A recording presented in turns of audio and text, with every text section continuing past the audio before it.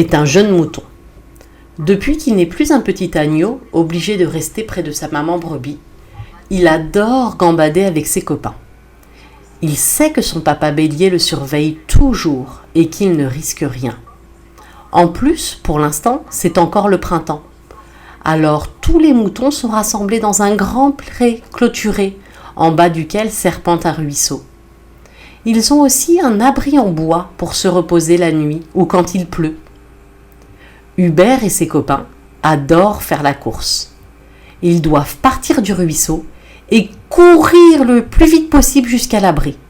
Le premier arrivé gagne. Hubert a commencé son apprentissage de jeune mouton et il sait maintenant distinguer les plantes qui sont comestibles et celles qui sont dangereuses. Il adore la luzerne. Un jour, alors qu'il broutait tranquillement, il s'est même retrouvé nez à nez avec un lapin. Lui aussi adorait la luzerne, alors ils ont partagé. Hier, le berger est passé, et avec l'aide de son chien, les a tous rassemblés. Le berger les a comptés, et a marqué ce qui ne l'était pas encore. Hubert a maintenant une petite plaque jaune à l'oreille, comme tous ceux du troupeau. Depuis sa visite, rien n'est plus comme avant. Les adultes ne parlent plus que d'une chose, la transhumance. Hubert ne sait pas ce que c'est, mais ça a l'air trop bien. Ce matin, Hubert et ses copains ont décidé d'en savoir plus. Ils vont rendre visite à Eugène, le bélier le plus âgé du troupeau. Eugène est très intimidant et n'hésite pas à gronder les agneaux lorsqu'ils jouent à la bagarre trop près de lui ou lorsqu'ils font trop de bruit. Certains le surnomment même Eugène le grincheux. Mais Eugène peut parfois être aussi un merveilleux conteur. Hubert et ses copains préparent leur visite en cueillant des pissenlits. Chacun apporte un beau bouquet de feuilles bien tendres à Eugène. Celui-ci s'installe tranquillement pour déguster ce festin, puis demande aux jeunes agneaux la raison de leur visite. Hubert, qui est de loin le plus curieux, s'empresse de répondre qu'ils veulent tout savoir sur la transhumance. Eugène est heureux de partager ce souvenir avec eux, car la première transhumance est un moment très important pour un mouton. Il leur raconte tout, la sortie du pré, le long chemin qu'il faut parcourir jusqu'au pâturage de montagne, les chiens qui vous pressent pour avancer toujours plus vite alors que vous avez envie de regarder partout autour de vous, les routes qu'il faut traverser avec le bruit des voitures, puis enfin l'arrivée et cette incroyable sensation de liberté. Il leur parle des fleurs qui sont si belles et si délicieuses, du ruisseau qui serpente entre les rochers et dont l'eau est si pure, de l'absence de clôture qui permet à chacun d'aller aussi loin qu'il le veut. Mais cette liberté n'est pas sans danger, et Eugène n'oublie pas de les mettre en garde, car là-haut, il y a le loup. Le loup est discret et rapide. Il a de grands yeux qui lui permettent de voir dans le noir, et de grandes dents pour croquer ses proies.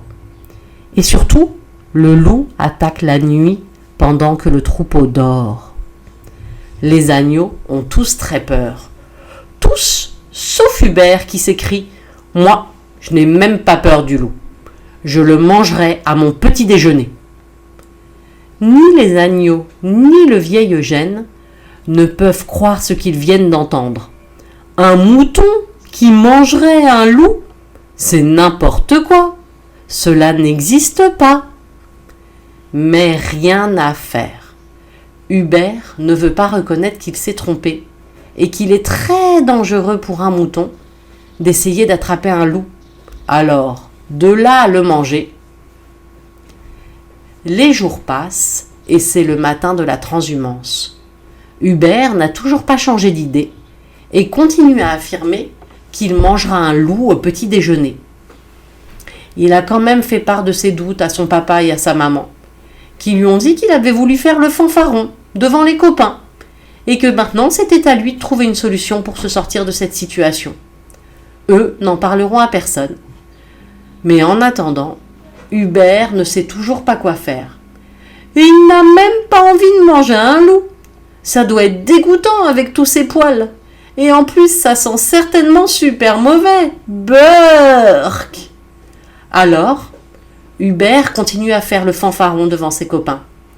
Cela lui gâche même le plaisir de la transhumance. Mais, arrivé en montagne, dans les pâturages, il est tellement heureux qu'il en oublie cette histoire de loup. Il profite à fond de cette liberté qui lui est offerte et passe son temps à jouer et à courir.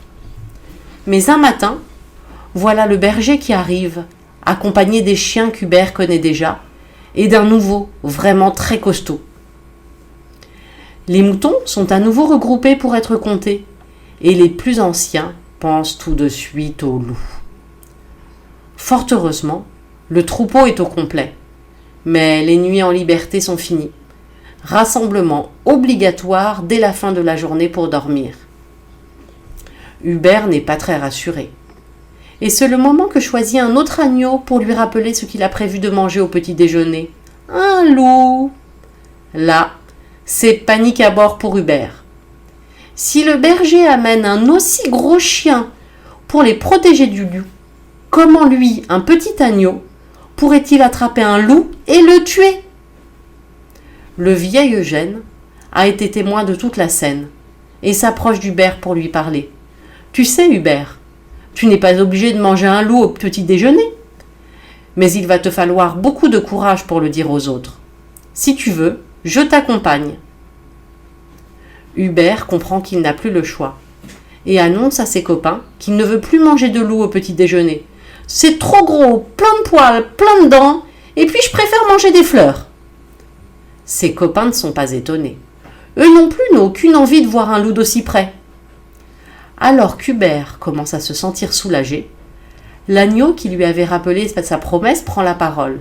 « Eh bien, puisqu'Hubert n'est pas assez courageux pour manger un loup au petit déjeuner, moi, je vais le faire. Je ne suis pas un peureux, moi. » Hubert s'apprête à rétorquer que puisque c'est comme ça, lui va croquer un ours, quand soudain, il éclate de rire et part avec ses copains en courant pour jouer dans le ruisseau.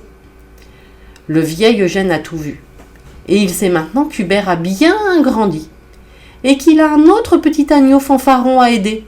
Mais ça, c'est une autre histoire.